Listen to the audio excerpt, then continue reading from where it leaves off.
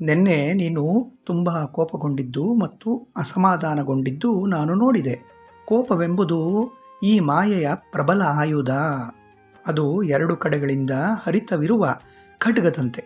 ಅದು ನಿನ್ನನ್ನು ಒಳಗಿನಿಂದಲೂ ಮತ್ತು ಹೊರಗಿನಿಂದಲೂ ನಾಶ ಮಾಡುತ್ತದೆ. ಕೋಪವು ಹೊರ ಪ್ರಪಂಚದಲ್ಲಿ ನಿನ್ನ ಸಂಬಂಧಗಳಲ್ಲಿ ಬಿರುಕುಗಳನ್ನು ಉಂಟು ಮಾಡುತ್ತದೆ. ಒಳಗಿನಿಂದ ಅಂದರೆ ನಿನ್ನ ಶರೀರದೊಳಗೆ ಅಗತ್ಯವಿಲ್ಲದ ಮತ್ತು ಒಳ್ಳೆಯದಲ್ಲದ ರಾಸಾಯನಿಕಗಳನ್ನು ಉತ್ಪನ್ನ ಮಾಡಿ ನಿನ್ನನ್ನು ಒಳಗೊಳಗೆ ಹಾಳು ಮಾಡುತ್ತದೆ. ಇದರಿಂದ ನಿನ್ನ ದೇಹದ ಆರೋಗ್ಯ ಒಳಗಿನಿಂದಲೇ ಹಾಳಾಗತೊಡಗುತ್ತದೆ.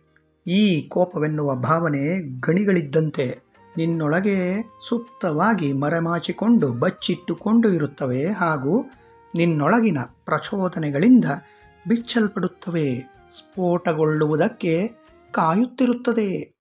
ಹಾಗಾಗಿ ನಿನ್ನ ಪ್ರಚೋದಕಗಳ ಮೇಲೆ ಗಮನ ಕೊಡು ಮತ್ತು ಇಂತಹ ಶತ್ರುವನ್ನು ನಿನ್ನ ಹತ್ತಿರ ಬರದಂತೆ, ನಿನ್ನ ಒಳಗೆ ಪ್ರವೇಶಿಸದಂತೆ ಆದಷ್ಟು ದೂರವೇ ಇರಿಸು.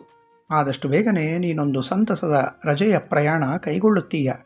ಇದು ತುಂಬ ದಿನಗಳಿಂದ ನಿರೀಕ್ಷಿಸಿದ ಪ್ರವಾಸದ ಸ್ಥಳವಾಗಿರುತ್ತದೆ. ಸಂತಸದಿಂದ ಇರು ಮತ್ತು ನಗುತ್ತಲೇ ಇರು.